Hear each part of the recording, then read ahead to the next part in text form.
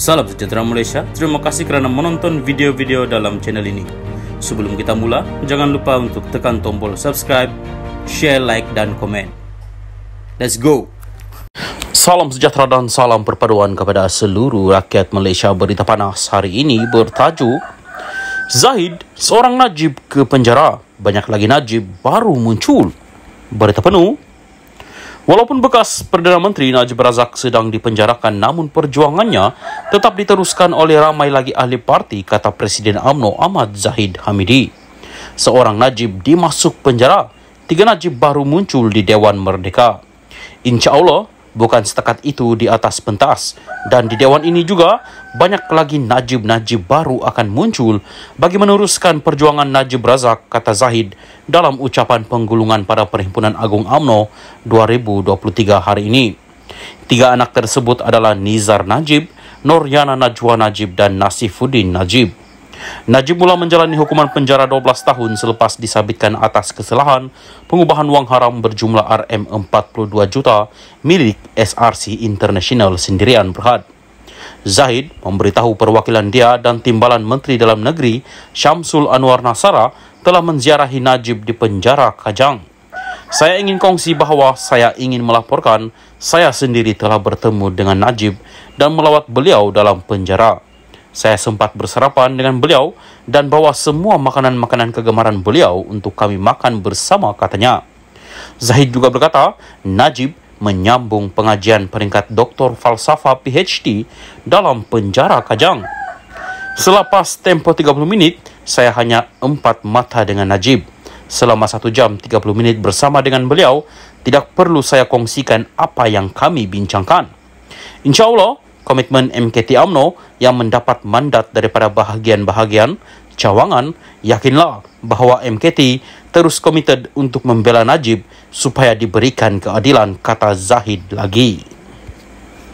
Salam sejahtera dan salam perpaduan kepada seluruh rakyat Malaysia. Berita seterusnya, tarik balik Tun Dr. Mahathir jika dia terus serang Raja-Raja Melayu. Berita penuh. RSN Raya Pakatan Harapan Jelutong mahu kerajaan untuk mempertimbangkan untuk menarik balik darjah kebesaran Seri Maharaja Mangku Negara SMN yang dikaruniakan kepada Dr. Mahathir Mohamad jika dia terus menyerang Raja-Raja Melayu. Ketika membahaskan laporan Ketua Audit Negara LKAN 2021 di Dewan Rakyat hari ini, pemimpin DAP itu menggesa Dr. Mahathir supaya menghentikan tindakan berterusannya yang menyerang dan menghina institusi diraja.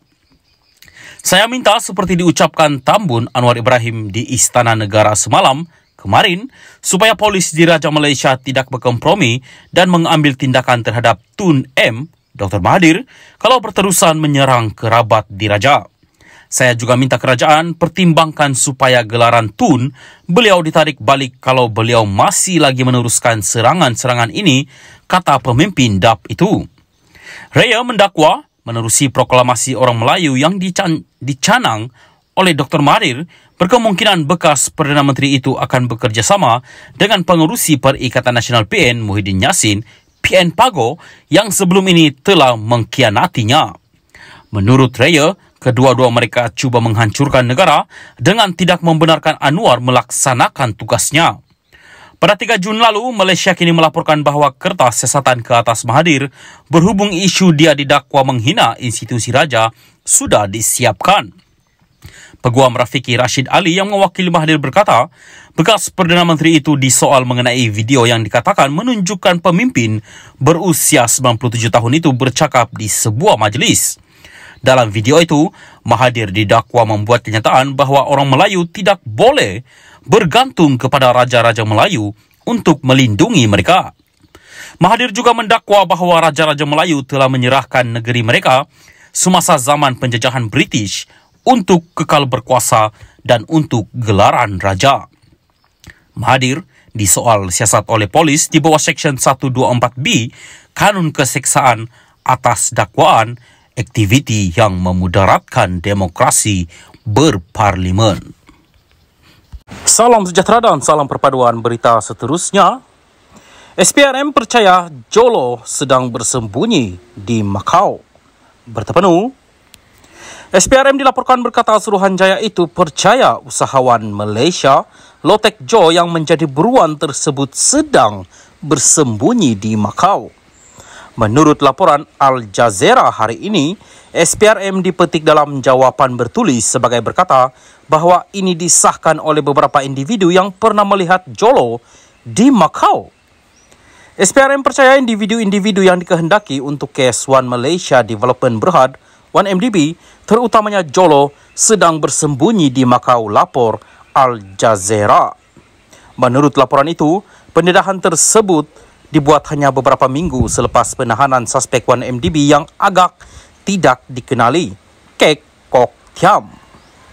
Pada 3 Mei, Ki yang difahamkan adalah pembantu Lo ditahan ketika tiba di lapangan terbang antarabangsa Kuala Lumpur. Memetik sumber polis Malaysia, Al Jazeera melaporkan bahawa Ki diusir dari Macau kerana tinggal melebihi had masa visanya. Selepas dirakamkan kenyataannya, SPRM membebaskan Ki dan berkata bahawa tiada pertuduhan dikenakan terhadapnya buat masa ini.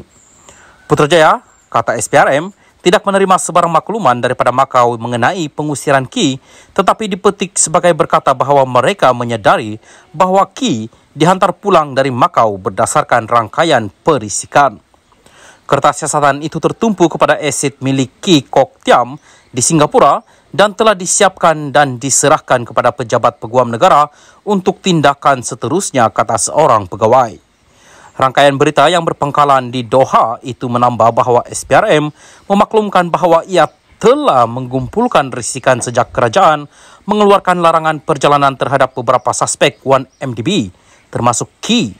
SPRM berkata ini berlaku sejurus selepas pilihan raya 2018. Perdana Menteri ketika itu, Najib Razak, dan Parti UMNO yang diterajuinya mengalami kekalahan teruk dan ditumbangkan selepas lebih 60 tahun berkuasa. Najib sedang menjalani hukuman penjara 12 tahun berhubung kes rasuah membabitkan penyelewengan RM42 juta dana daripada SRC International yang pernah menjadi anak syarikat 1MDB.